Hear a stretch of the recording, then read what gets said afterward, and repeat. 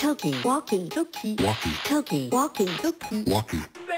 Irfan est un chanteur-compositeur à l'envergure internationale. Récemment, il est apparu sur la scène du Stade de France pour la clôture des Jeux paralympiques, où il a chanté le tube Baby I'm Yours.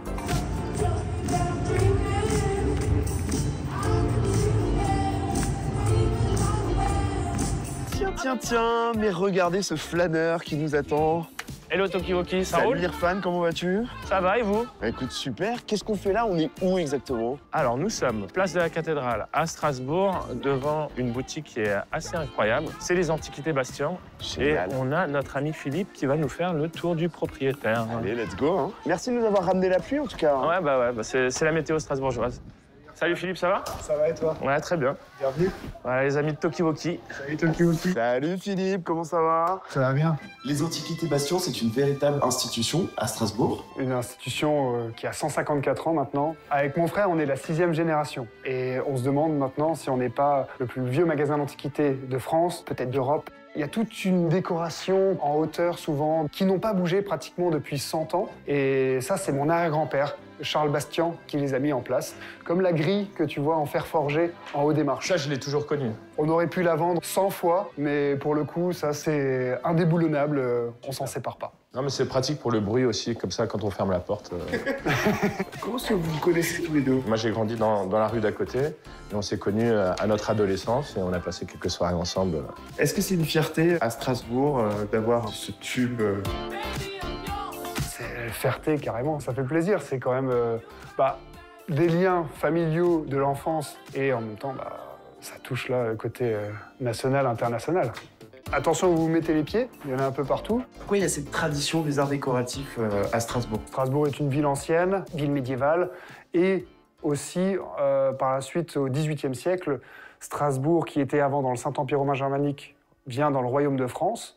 Et il y a plein de militaires, plein de passages, diplomates, personnes qui ont des sous, finalement, et qui vont faire marcher l'économie locale. Et Strasbourg a les artisans sur place pour répondre à cette demande. Là, on a le mur de marqueterie.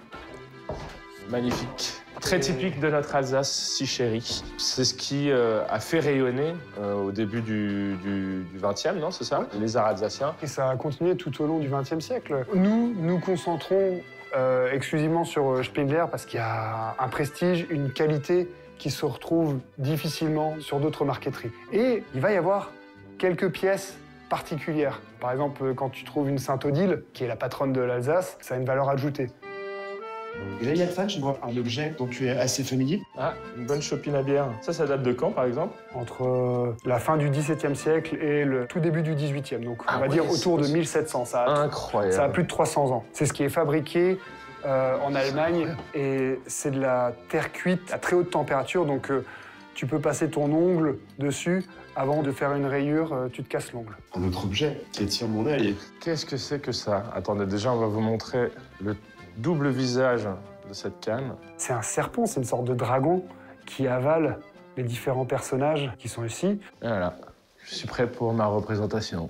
Les 3 coups. Est-ce que tu saurais dater ça? Probablement quelque chose qui a été réalisé vers 1850 ou peut-être deuxième moitié du 19e siècle. Petit casse-noisette très particulier. Aïe! Il y a toujours plein de choses. Le regard se perd un peu. Ça, c'est la spécialité de mon père, qui est vraiment condensé dans cette vitrine avec la faïence de Strasbourg tout à gauche et quelques porcelaines européennes. L'une des premières questions que mon père me posait et qui pose maintenant à ses petits-enfants, c'est « Sais-tu faire la différence entre la faïence et la porcelaine ?» Je ne sais pas si toi, tu sais faire la différence. Moi, je suis archi nul là-dessus, donc explique-nous plutôt. Dans la porcelaine, tu vas avoir du kaolin, c'est un argile très blanc, qui, en étant cuit, va faire passer la lumière. Donc, si tu prends de la faïence, il n'y a rien qui passe au travers. Et la porcelaine, hop. Ah ouais, ok, d'accord. Là, ça marche mieux. Trop intéressant. Merci Philou. Merci Tokiwoki. Merci à toi. Et tu nous emmènes où, Irfan? Alors là, je vais vous emmener dans un autre endroit qui n'a rien à voir, au port du Rhin, pour aller voir notre ami Wes Stéphane qui va nous montrer un peu son cabinet de curiosité à lui. Allons-y.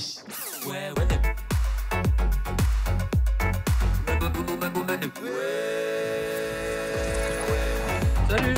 Yo. ça va? Salut, ouais, Stéphane. Salut Tokiwoki. Ça va? Ça va et toi? Bah, super. On y va? Ok, je te suis. Non, je te suis moi. Enfin, allons-y. Je sais pas. Ouais. On va voir. Ça, c'est mon nouveau studio. Ouh, le petit royaume du grand Stéphane. Plutôt cool, hein? Ah, ça tue. Ouais, Stéphane, c'est quoi ta spécificité de musicien? Alors, je fais de la musique électronique. Je joue en live avec des machines que je construis. Comment c'était venu cette passion pour le bricolage de machines? J'ai fait des études à Dublin où j'ai appris à faire ça. Et en fait, j'avais pas de thunes. Je voulais une pédale en MIDI. C'était 300 balles et je me suis dit, bah non, je peux le construire. Tu vois, regarde, il n'y a rien qui est impossible. Ça s'appelle le Perforas 3000. Donc j'ai fabriqué cette machine. De tes propres mains? Avec des mains, les miennes. Ouais. Et celle-là? Non, pas celle-là. Les schémas, les machins et tout, comment tu t'es plongé là-dedans? Est-ce qu'il y a des ressources sur Internet? Il y a masse d'infos sur Internet. Ouais. Et le mot-clé de ça, c'est Arduino. C'est le nom de Arduino. la compagnie ouais, okay, qui fait le circuit imprimé, en gros, ici. Ouais. Et en gros, tout est branché là-dessus. Par exemple, un potentiomètre, donc un knob, il y a 3 câbles qui sortent de ça. Je les mets sur le Arduino. Et dès que je tourne un bouton, l'info est envoyée à l'ordinateur. Et tu peux avoir les configs que tu veux en fonction des morceaux à l'intérieur de ton logiciel, ouais. C'est ça? Donc, par exemple, tu peux contrôler une genre de percussion, comme un clavier MIDI. Ok, plutôt cool. Et ça, si tu le tournes, vas-y. Ok. Ouais. En gros, le tour de magie, là, c'est qu'il y a un aimant en dessous d'une des branches, là, et tu passes devant un capteur. Ah, ok. Et il va... Ouais, ok. Et il allume déjà le truc. Et pareil de ce côté-là. Plus il passe vite devant, plus il va envoyer de notes.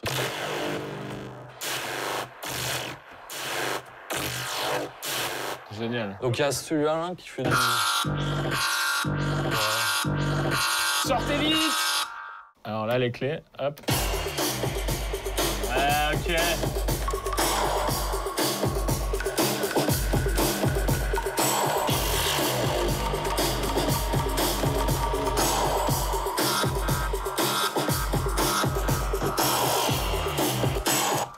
Et là, stop. C'est excellent. Stéphane, ça sert à quoi cette main-là? C'est un autre instrument.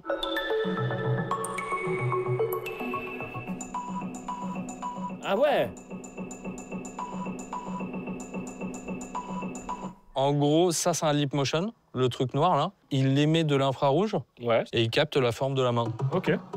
C'est utilisé en VR, tout ça. Enfin, moi, c'est pas du tout pour la musique, normalement. Donc, Ah, tu ok. crées une séquence. Ah, et tu l'arrêtes avec ça, ok. Si ma main, cet Va vers axe, le bas, ouais. il contrôle la longueur de la note. Ah, Donc là, tu as des petites notes. T'as vu, c'est plutôt kiffant, hein. trop kiffant. Tu veux que je te montre un autre truc? Ah ouais, grave. Une horloge. Et en gros, si on filme l'arrière, on voit que c'est modifié un peu à l'arrache, parce que j'ai pas des skills de Ouais. T'es professionnel. pas trop dans la finition, toi. T'es plus Ouais, grave. genre... Je suis plus bout de scotch. Ouais, bout de scotch et gros point de colle, quoi. Et en gros, dedans, il y a un Arduino avec un knob, un potentiomètre qui est pile dans l'axe des aiguilles. Ok. Donc, quand je tourne l'aiguille, ça tourne ce potentiomètre. Et là, je peux contrôler du son. Par exemple, ça pourrait contrôler un son comme celui-là.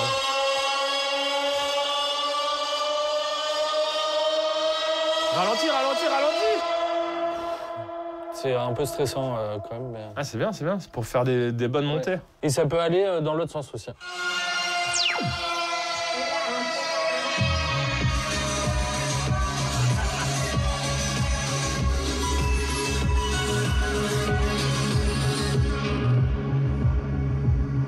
Ça m'en fout.